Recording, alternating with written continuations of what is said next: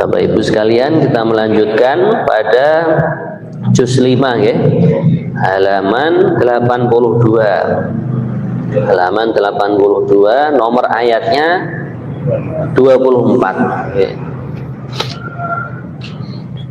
Sampun kepanggih Bapak Ibu ya. Ya. A'udzu billahi minasy syaithanir rajim. A'udzu billahi minasy syaithanir rajim. Bismillahirrahmanirrahim.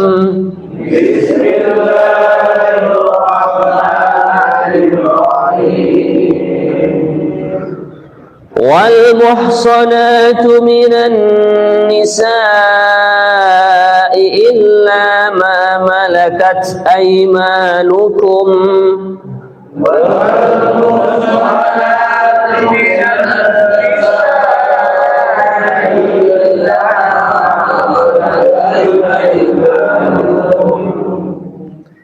Di sini ada mat yang kita panjangkan, minan nisa. Ini mat wajib muttasil ya, 4 harokat. Jangan lupa juga di sini nunnya tasydid kita dengungkan. Wal muhsanatu minan nisa'i illa ma malakat aymanukum. Wal muhsanatu minan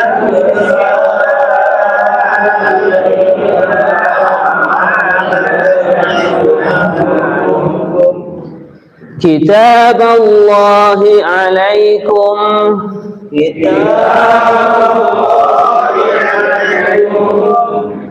Wa uhilla lakum ma wara'a dhalikum an tabtaghu. Wa uhilla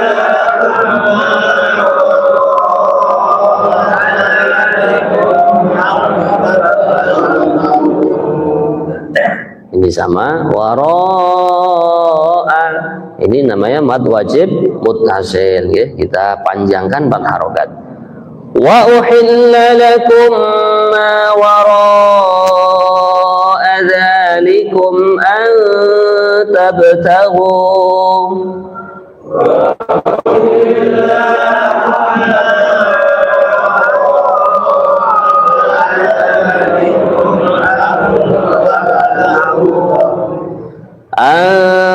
tabtaghu bi amwalikum muhsinina ghaira musafihin.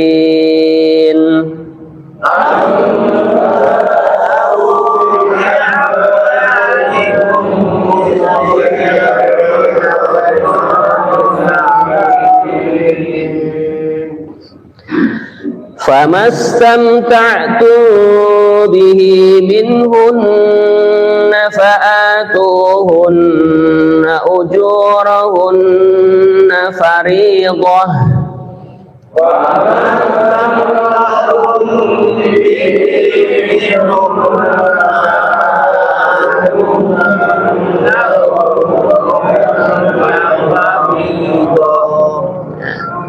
Di sini mat yang kita panjangkan mat OPI ini rata-rata ya.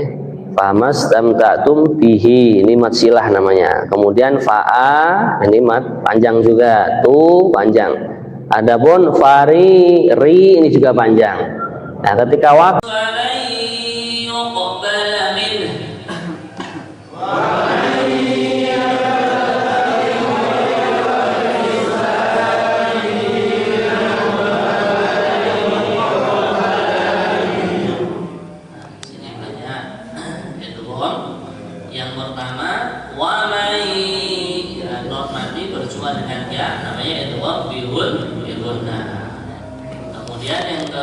fariidah. Nah, begitu ya. Nah, doh itu tidak ada tanda panjangnya. Fariidah. Ya. Famastamta'tu bihi minhunna fa'atuhunna ujurahunna fariidah.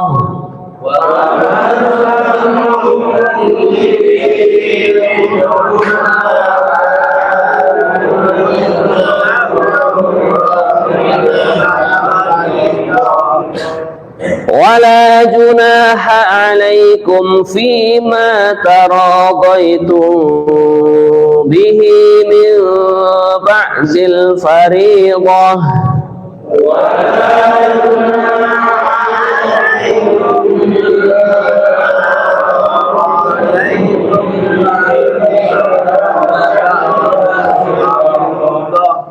Inna Allah kana aliman hakima.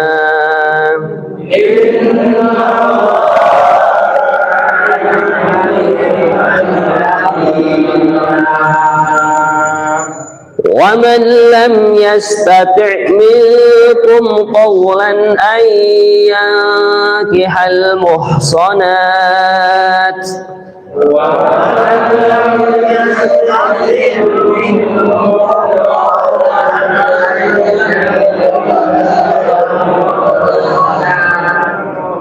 Nah, di sini waman lam, non mati bertemu dengan lam, namanya idgham bila hunnah. Maksudnya idgham, suaranya non mati itu langsung kepada lam, bahkan tidak ada suara nunnya, karena seakan-akan lam bertasdid saja. Waman lam, nah seperti itu, okay? Kemudian yang mendengung minkum, nah ini ikhfa. Qaulan lan, ini tanwin ketemu hamzah, namanya idhar atau jelas, ya.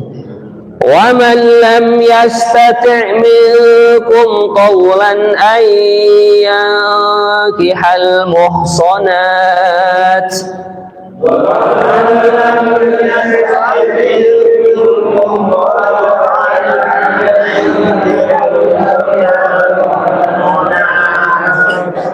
ayyakihal muhsanatil mu'minati famimma malakat aymanukum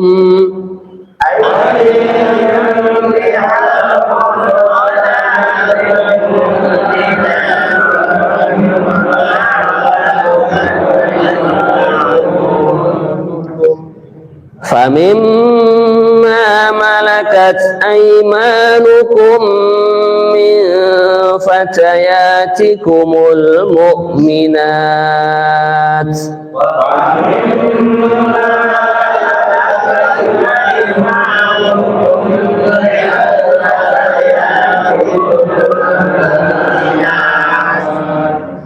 Nah, di sini al-mu'minat. Nah, sifat tak yang bernama hamas itu kita tunaikan, ya. Ada desusannya itu, al-mu'minat. Nah, kurang lebihnya gitu. Famimma malakat aymanukum min fatayatikumul mu'minat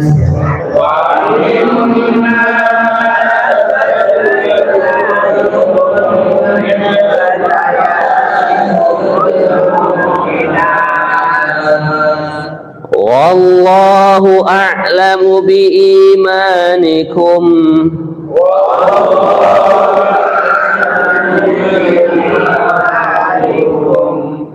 ba'dukum min ba'd.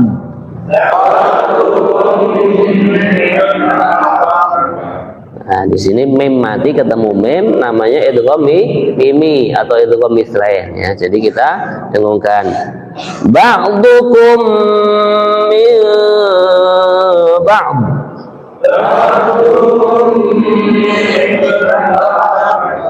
Fankihuhunna bi'izni ahlihinna wa atuhunna ujurahun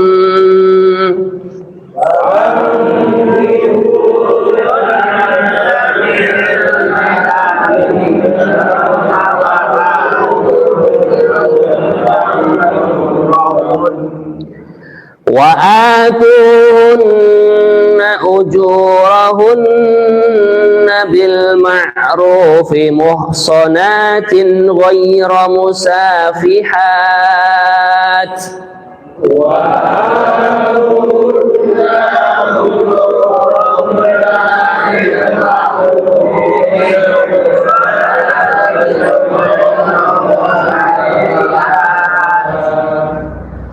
محصنات غير مسافحات ولا متخذات أخدان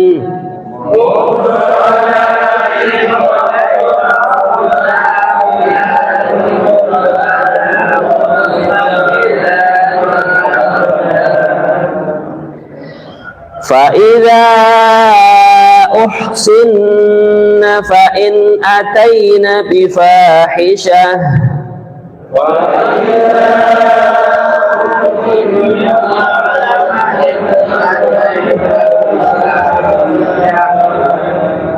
nah di sini shinnya tebal ya, bifahisyah.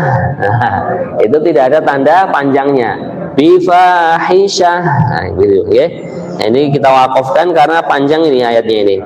فَإِذَا أُحْصِنَّ فَإِنْ أَتَيْنَ بِفَاحِشَةٍ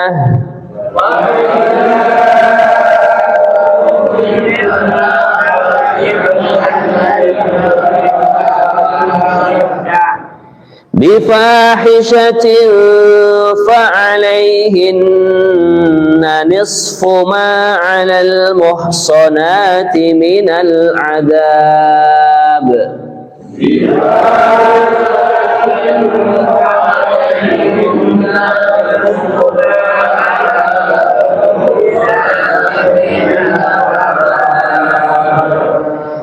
ذلك لمن خشي العنة منكم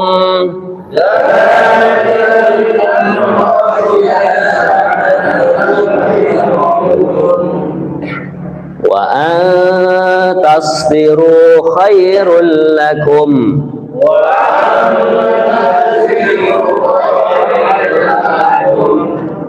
والله غفور رحيم.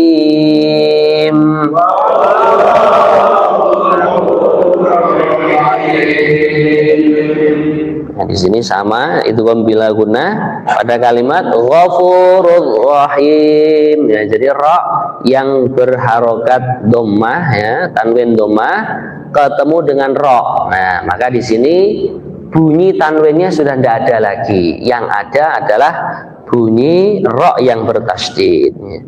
Wallahu ghafurur rahim.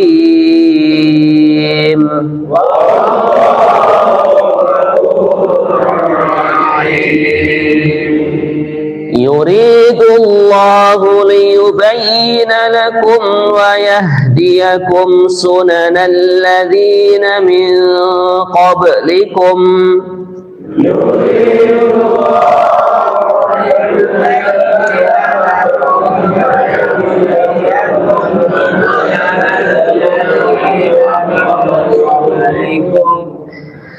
سنن الذين من قبلكم ويتوب عليكم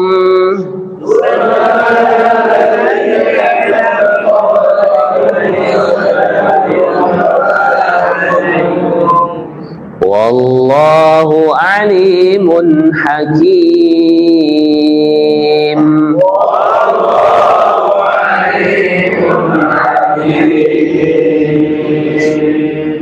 Sadaqallahul azim.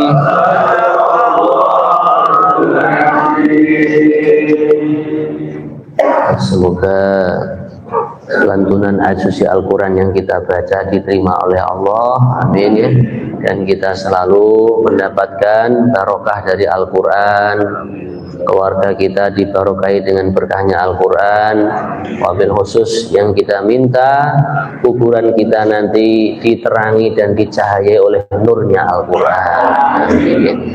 Kita akan membacakan terjemahan dan juga penjelasan tafsirnya. A'udzu billahi minasy syaithanir rajim. Bismillahirrahmanirrahim. Wal muhsanatu minan nisa'i illa ma malakat aymanukum kitaballahi 'alaikum. Surah An-Nisa ayat 24. Ya, artinya, dan diharamkan juga kalian menikahi perempuan-perempuan yang bersuami kecuali hamba sahaya perempuan atau tawanan perang yang kamu miliki sebagai ketetapan atas nama kalian, dan dihalalkan bagi kalian selain perempuan-perempuan yang demikian itu jika kalian berusaha dengan hartamu untuk menikahinya, bukan untuk berzina. Maka karena kenikmatan yang telah kalian dapatkan dari mereka, berikanlah mas kawinnya kepada mereka sebagai suatu kewajiban. Akan tetapi tidak mengapa jika ternyata di antara kalian telah saling merelakannya setelah ditetapkan. Sungguh Allah Maha Mengetahui lagi Maha Bijaksana. Jadi ayat ini menerangkan tentang pernikahan juga. Di sini ahli tafsir mengatakan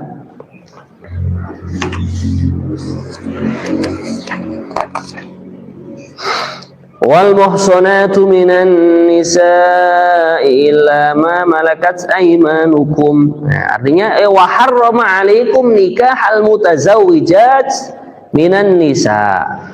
Allah telah mengharamkan kepada kalian menikahi wanita yang sudah bersuami. Jadi jangan sampai mengganggu rumah tangganya orang. Begitu juga supaya diri kita tidak mengganggu orang lain, nah, maka ada batasan-batasan di dalam bergaul. Misalkan seorang perempuan atau seorang wanita yang sudah bersuami, nah, di mana batasannya kalau bergaul dengan tetangganya, bergaul dengan orang-orang lain. Nah, di sini ada aturannya dalam agama Islam. Di antaranya apa? Seorang wanita bila sudah bersuami, dia kok ingin keluar dari rumahnya, minta izin kepada sang suami. Pak, nyuwun izin badhe kisah teng peken. Nah, ini boleh, ya boleh. Nah, begitu juga seorang suami, ya, bila mana istrinya minta izin kepada hal-hal yang dimubahkan atau jawaz, dibolehkan dalam agama. Nah, ini diantara tertibnya justru suami itu yang menemani istrinya.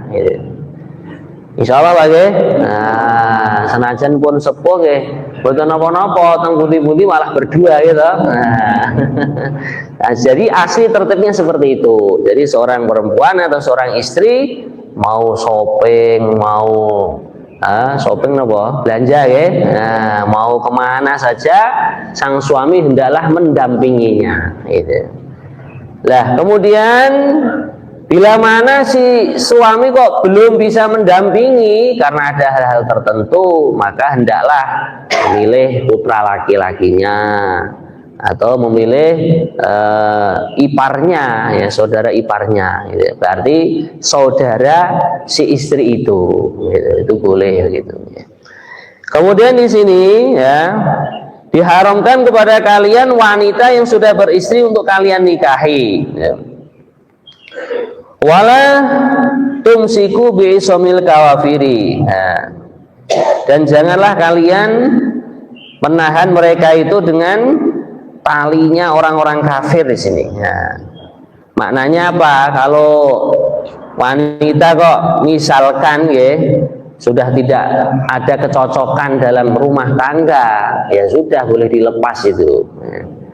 Akan tetapi tadi ada kaidah fa imsakum bima'rufin au tasrihun bi ihsan. Kalian kalau menahan rumah tangga kalian dengan istri kalian, ya tahanlah dengan baik.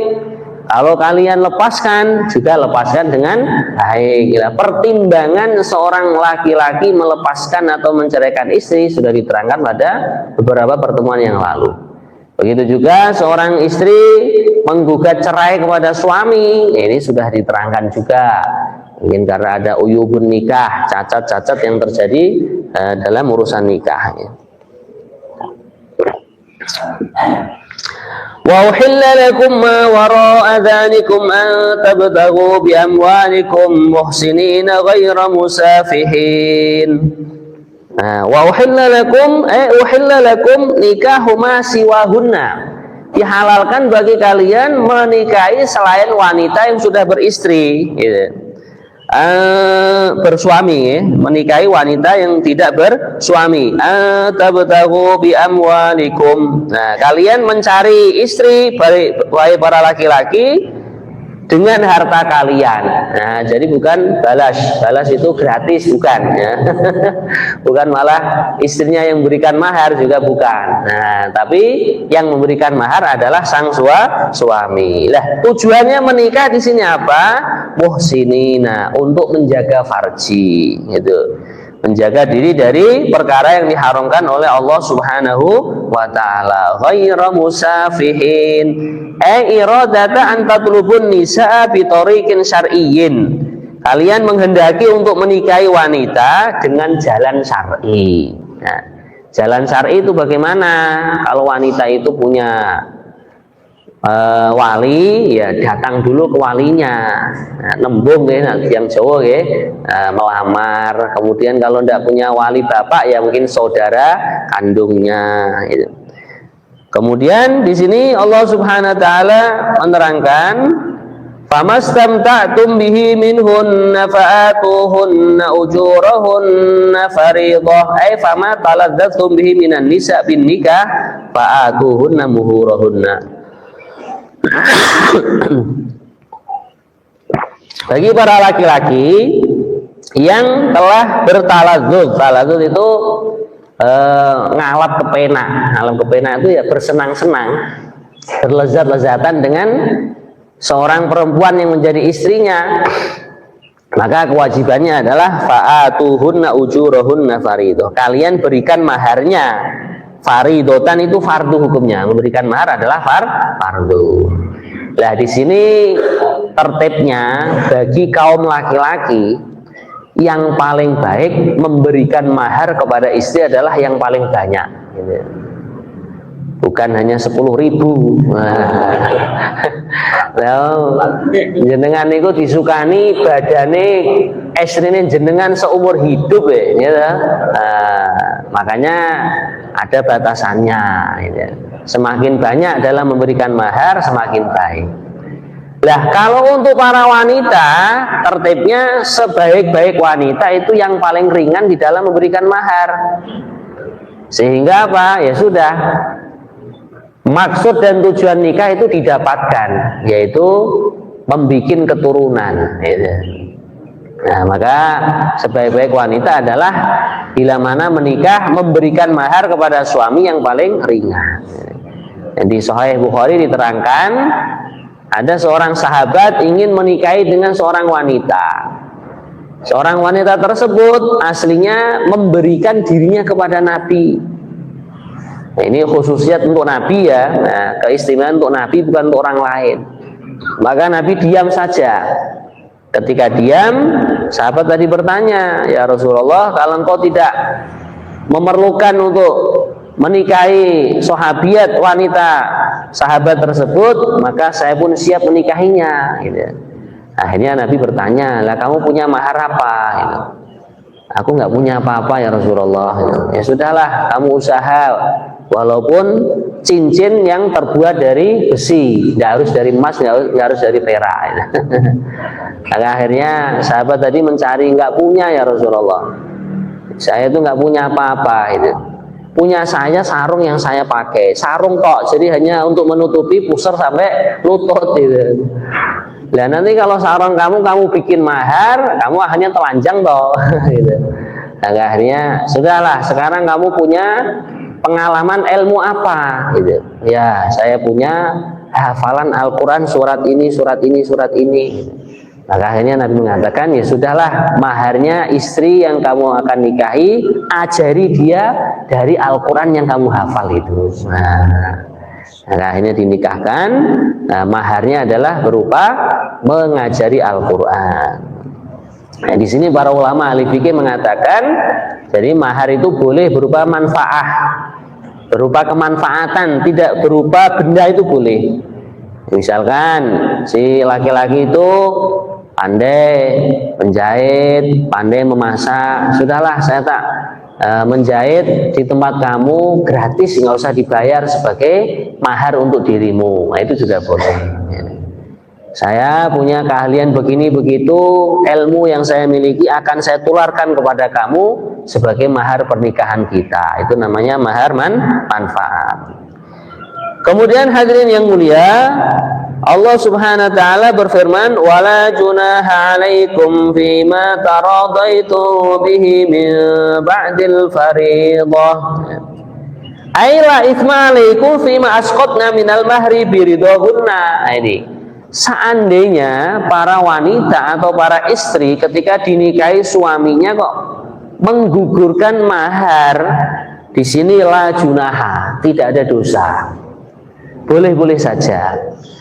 Misalkan saking kuatnya mahabbah seorang laki-laki atau kecintaan suami ya, kepada istri, atau sebaliknya saking kuatnya cintanya istri kepada suami, kepada laki-laki, dia mengatakan, sudah mas, sampean nikahi saya tanpa mahar apapun. Nah, di sini hukumnya bagaimana? La junaha 'alaikum, tidak ada dosa. Maknanya boleh. Innallaha kana 'aliman hakima. Sesungguhnya Allah adalah zat yang maha mengetahui lagi maha bijaksana. Nah, bijaksananya Allah diantaranya di sini nih. Laki-laki bila mana ada kemampuan, nah ini disunahkan memberikan mahar banyak kepada istri. Bila mana sudah saling cinta mencintai, karena faktor ekonomi suami tidak bisa memberi mahar, karena faktor cinta istri juga siap dinikahi tanpa mahar. Ini di sini la junaha, tidak ada dosa. Hukumnya adalah boleh. Alhamdulillah. Nah, disinilah termasuk salah satu sifat Allah yang maha bijaksana. Jadi benar ya apa yang dikatakan oleh Rasulullah, yang namanya agama itu mudah. Ad-dinu yusrun, agama itu mudah. Rasulullah pernah menikah dengan seorang sahabiat, walimahannya itu loh hanya berupa bubur. Nah, tidak harus nyewa hotel, nyewa gedung, tidak harus nyembelih sapi, tidak. Apa yang mudah kita amalkan ya dalam urusan nikah itu, itulah yang dicontohkan Nabi seperti itu. Jadi malah kita syukuran dalam artian tidak berbelit-belit, tidak harus mengeluarkan biaya yang mahal demi menjalankan syariat agama Islam, khususon yang namanya tazawuj atau saling menikahi itu. Ayat yang berikutnya nomor 25 artinya, dan barang siapa di antara kalian tidak mempunyai biaya untuk menikahi perempuan merdeka yang beriman, maka dihalalkan menikahi perempuan yang beriman dari hamba sahaya yang kalian miliki. Allah mengetahui keimananmu. Sebagian dari kamu adalah dari sebagian yang lain atau sama-sama keturunan Nabi Adam dan Sayyidah Hawa. Karena itu nikahilah mereka dengan izin tuannya dan berikanlah kepada mereka mas kawin yang pantas, karena mereka adalah perempuan-perempuan yang memelihara diri, bukan pezina, dan juga bukan pula perempuan yang mengambil laki-laki lain sebagai piaraannya. Apabila mereka telah bersumpah, apabila mereka telah berumah tangga atau bersuami tetapi melakukan perbuatan keji atau zina, maka hukuman bagi mereka setengah dari apa yang dari hukuman perempuan-perempuan merdeka yang tidak bersuami. Kebolehan menikahi hamba sahaya itu adalah bagi orang-orang yang takut terhadap kesulitan dalam menjaga diri dari perbuatan zina. Tetapi jika kalian bersabar, itu lebih baik bagi kalian. Allah Maha Pengampun lagi Maha Penyayang. Penjelasan tafsirnya, aiman lam yakum minkum dza sa'atin wa qudratin ayyatazawwaja al-hara'ir al-mu'minat famimma malakat aimanukum. Jadi kalau ada laki-laki merdeka mau menikahi wanita merdeka, jadi wanita merdeka dan laki-laki merdeka itu yang bukan hamba sahaya, dan sekarang sudah tidak ada nih.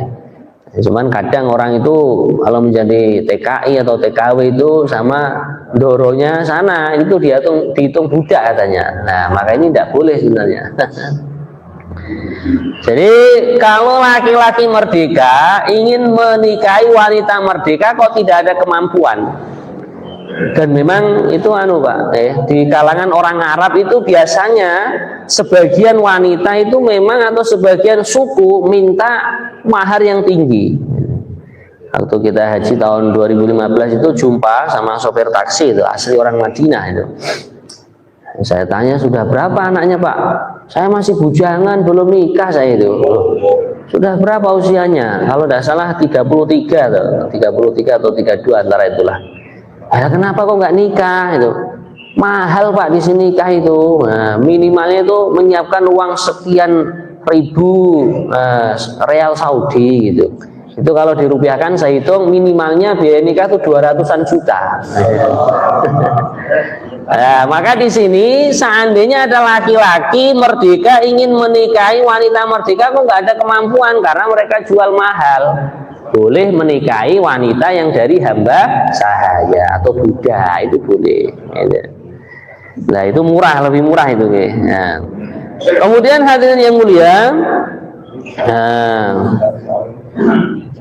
Allah Subhanahu wa taala menerangkan di sini, famimma malakat aimanukum min fatayatikumul mu'minat ay falahu ayyankiha minal ima'i al mu'minati allati yamlikuhunna al mu'minun. Menikahi wanita yang menjadi hamba sahaya atau budak yang mereka beriman. Jadi tetap prioritasnya adalah menikahi wanita yang mukminah atau sesama agama Islam itu. Wallahu a'lamu biimanikum. Allah mengetahui tentang iman kalian. Ba'dukum min ba'd. Nah, ini kok terjadi seperti ini ya. Wah, ini kok menikahi budak ini. Nah, ini kan berarti seakan-akan menjatuhkan diri dari itu derajat dia, ya ta? Nah, enggak masalah. Ba'dukum min ba'd. Kalian kan sebenarnya dari satu toh sumbernya, dari mbah Nabi Adam dan juga nenek kita Sayyidah Hawa, Siti Hawa. Jadi tidak usah mengedepankan egonya, aku nggak mau menikahi wanita budak. Kan? Ini jangan seperti itu, tapi malah diam-diam melakukan perkara yang diharamkan oleh Allah Subhanahu wa ta'ala. Maka tidak masalah. Ba'dukum min ba'd. Kemudian tertibnya menikah lagi, fankihuhunna biidni ahlihinna ay tazawwajuhunna bi amri asyadihinna.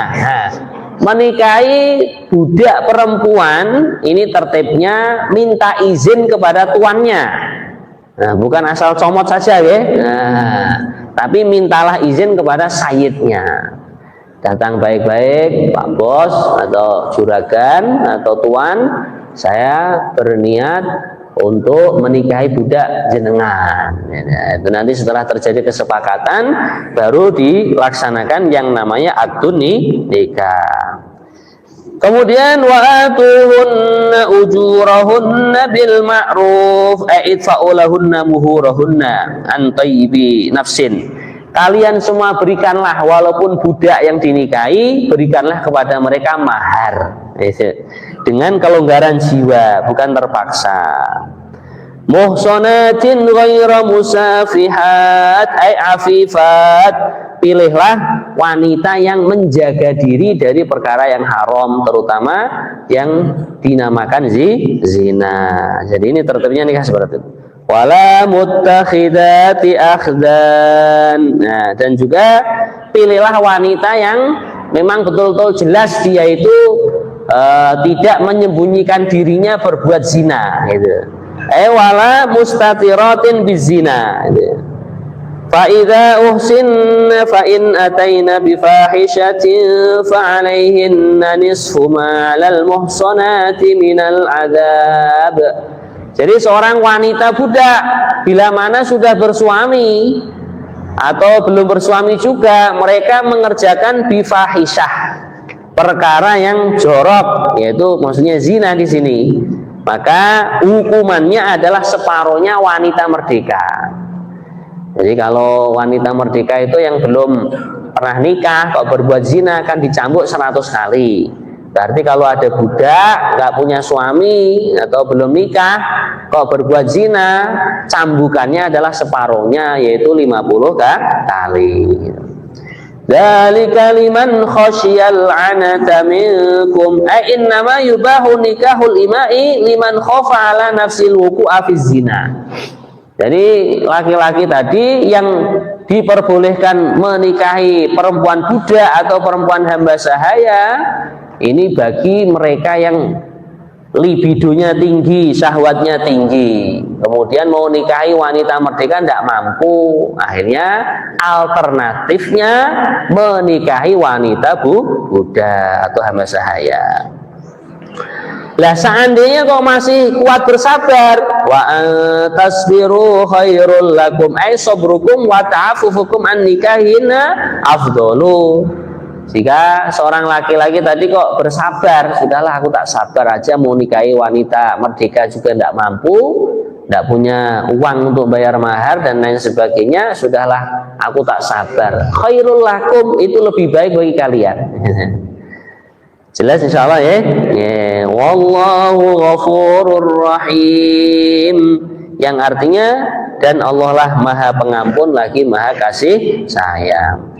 Ayat yang berikutnya nomor 26, yuridullahu liyubayyina lakum wa yahdiyakum sunanal ladzina min qablikum wa yatuba 'alaikum wallahu 'alimun hakim.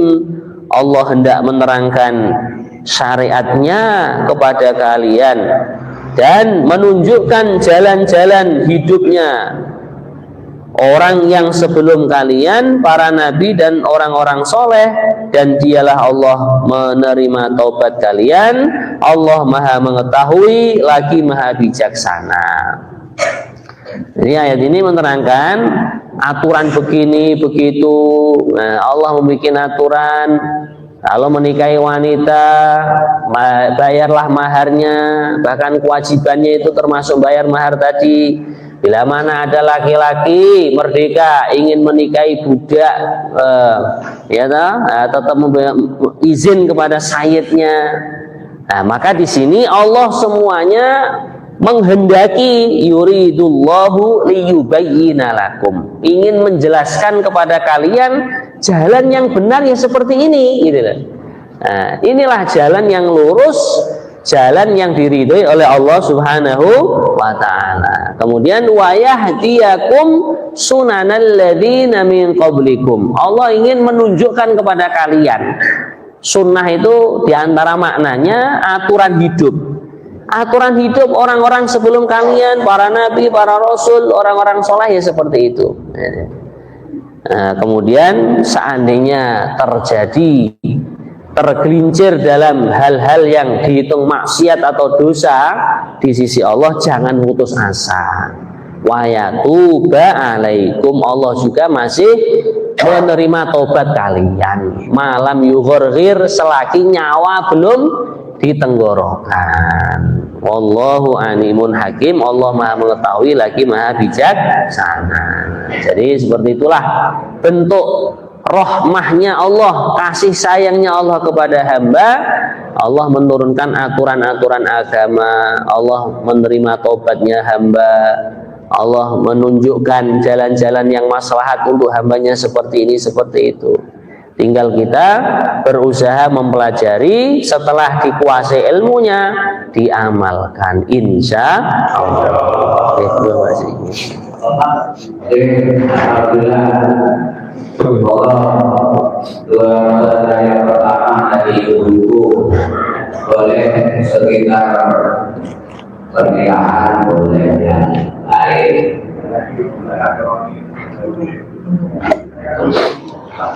Wonten ibu ingkang badhe tanglet.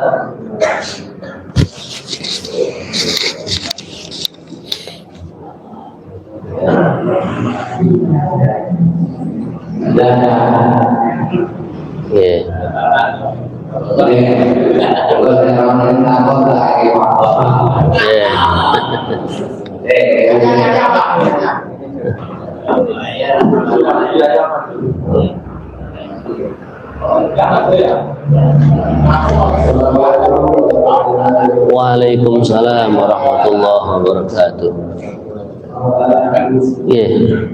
Bagaimana hukumnya kalau bicara dua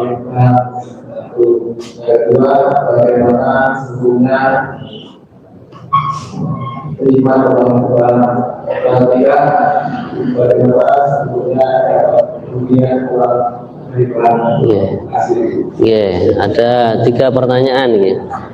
Bagaimana hukumnya utang uang di bank? Jadi sudah pernah kita jelaskan ya.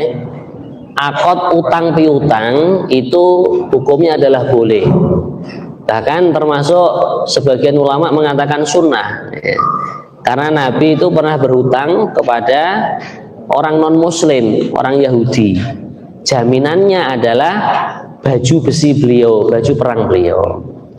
Nah, cuman di sini yang perlu kita kerjakan sebisa mungkin kalau kita berhutang kepada bank, kita milih bank yang syariah ya. Karena kalau di bank syariah itu akadnya nanti itu bukan utang piutang. Karena kan begini, bank itu kan punya pegawai, punya karyawan gitu, dia perlu menggaji. Lah gajinya dari mana? Dari keuntungan itu. Lah kalau kita akadnya utang, itu tidak boleh mengambil keuntungan atau tidak boleh mengambil bunga pihak bank itu. Nah, sedangkan bank kan punya pegawai, punya karyawan, perlu digaji. Gajinya kan dari keuntungan situ. Maka kalau di bank syariah itu tidak ada akad yang namanya utang piutang. Tapi yang ada itu jual beli. Jadi misalkan begini, jenengan memerlukan uang 15 juta misalkan. Nah, akhirnya apa? Jenengan datang ke bank syariah, Pak, saya perlu uang 15 juta. Tapi saya ini nggak punya ini sekarang, makanya saya datang ke bank untuk dipinjami. Maka nanti sama pihak bank itu dialihkan. Sudah akadnya jangan utang piutang, karena akad utang piutang nanti kami tidak bisa mengambil keuntungan atau bunga. Ya, maka di sini yang ada itu jual beli. Saya punya sepeda motor dibeli sama pihak bank syariah ya, 15 juta. Setelah itu kok masih dipakai, ya, setelah itu dijual lagi ke jenengan. Nah, kita ini biar dijual lagi dengan kredit atau ngangsur. Nah, itu kan akadnya adalah jual beli, bukan utang piutang. Karena ada hadis yang mengatakan kullu qardin jarra naf'an fahuwa riba. Setiap akad utang piutang kok menarik kemanfaatan dan bahkan kemanfaatannya itu diakadkan di awal, itulah yang namanya riba. Beda misalkan gini, jenengan datang ke salah satu orang, Pak, hutangi saya 15 juta, ya diutangi. Setelah diutangi, saking senengnya jenengan memberikan hadiah pisang 1 karung misalkan ya. Nah, karena ini tidak diakadkan di awal, maka ini bukan riba. Nah, tapi pihak orang yang menghutangi sebaiknya tidak diterima. Nah, atau seandainya kalau diterima, jangan dimakan, disedekahkan lagi kepada orang lain. Berkata ya. Nah, jadi kalau pertanyaannya boleh nggak utang ke bank? Boleh. Gitu. Tapi itu tadi kita usahakan di bank yang berbasis syariah, ya. Karena di situ tidak ada akad utang piutang, adanya jual beli. Kemudian yang kedua tadi apa pertanyaannya, Mas? Menyimpan uang boleh, menyimpan uang boleh. Namanya wadiah, gitu. Nah, maka kalau di bank syariah kok akadnya wadiah menitip, ya tidak ada bunga, tidak ada keuntungan bagi nasabah. Itu beda kalau di bank konven ya. Akhirnya kan berantai itu, ribanya berantai-rantai gitu. Kemudian yang ketiga, dapat undian. Nah, kalau dapat undian hadiah dari bank, ini bagaimana? Yaitu tadi, kalau banknya syariah itu jelas halalnya. Ya. Kalau bank yang non syariah, maka di sini perlu dievaluasi ulang. Saya kok tiba-tiba mendapatkan undian ini akotnya apa dulu gitu. Jelas ya. Cuman secara umum orang yang memakan riba, yang berkaitan dengan riba, penulis riba, ini semua mendapatkan laknat dari Allah. Nah, makanya kalau kita sebagai nasabah di bank yang non syariah, itu tadi bunganya tidak usah diambil.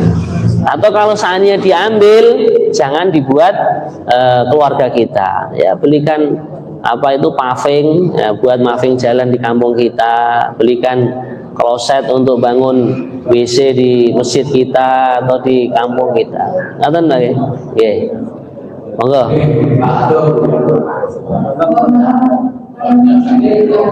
Siap. Oh, ibu-ibu enten pertanyaan ya.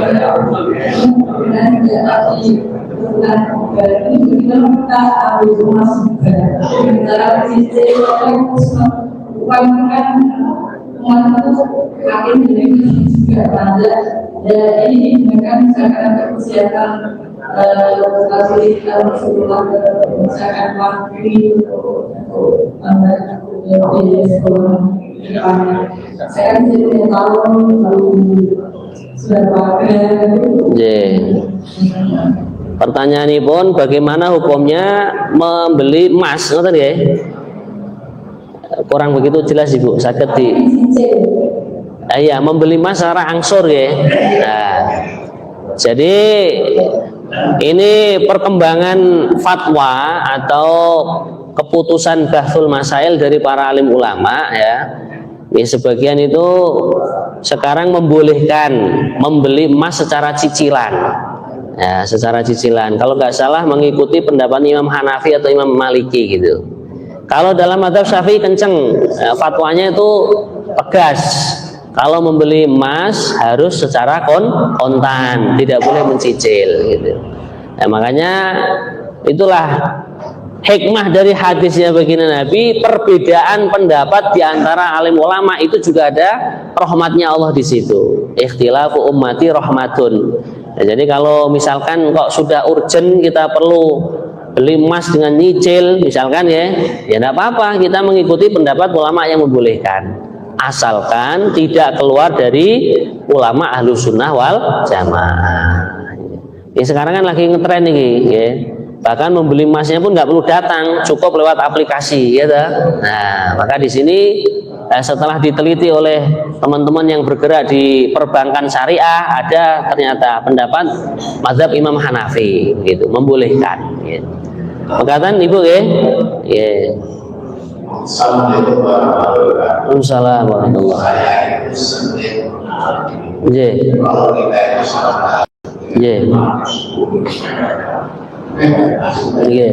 Apakah kita itu mengurangi rohani salah dari apa?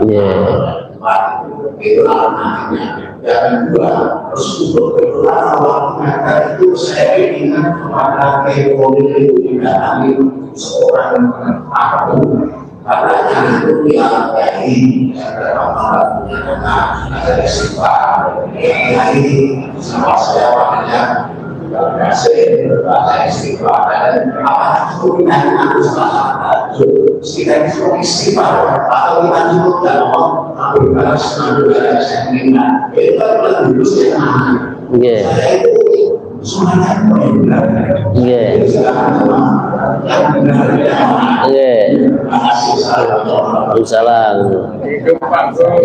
Terus pertanyaan ini pun, kalau kita bangunnya mepet dengan adzan sholat subuh, tahajud kita bagaimana?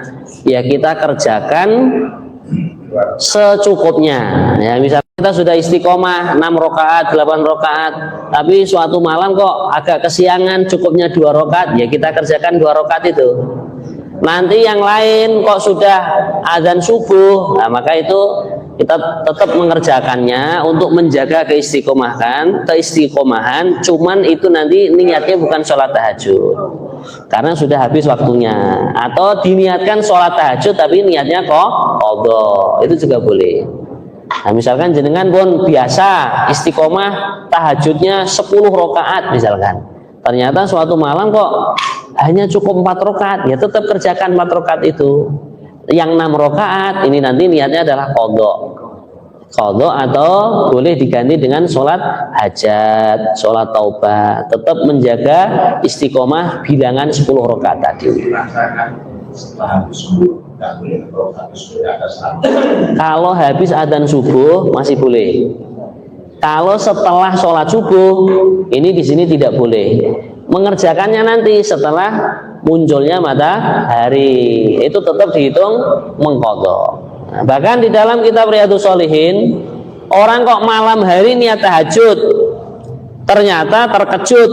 Nah, terkejut sudah adzan subuh gitu. Lah kok tahajudnya diqadha antara waktu duha sampai zuhur, maka dia dihitung mendapatkan pahala tahajud juga. Jadi Pak ya, kalau diqadhanya setelah azan subuh sebelum sholat fardu subuh, hukumnya adalah boleh. Tapi kalau setelah sholat fardu subuh tidak boleh, karena itu termasuk waktu yang dilarang. Berdoanya, namanya doa ini kan sebenarnya tidak dibatasi waktu, gitu. Nah, bahkan sepanjang masa 24 jam itu boleh berdoa. Nah, tentang doa kita punya permasalahan seperti ini seperti itu. Contohnya tadi rezekinya sulit, nggak punya anak, baca istighfar aja Pak, boleh. Di dalam Al-Quran ada wa anistaghfiru rabbakum innahu kana ghaffara yursilis samaa'a 'alaikum midrara wa yumdidkum bi amwalin wa banin. Amalan istighfar diantara fadilahnya apa? Allah akan memberikan harta-harta, wa yumdidkum bi amwal wa banina, dan juga mendapatkan anak keturunan. Nah, yang jenengan kok gadah putra putri ajeng nikah kok mboten siyos mawon, termasuk tirakatane tiyang sepuh napa maosaken istighfar kangge putra putrine. Mangkaten Pak nggih. Nggih. Monggo Pak. Nggih.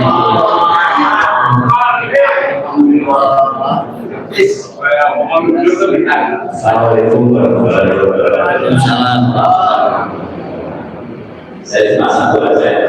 Ini terkait dengan apabila calon memulai masalah istri ini sudah menikah pada satu suami. Kemudian setelah menikah, yang namanya tadi misalkan berupa serangka ala soleh, serangka ala sholat.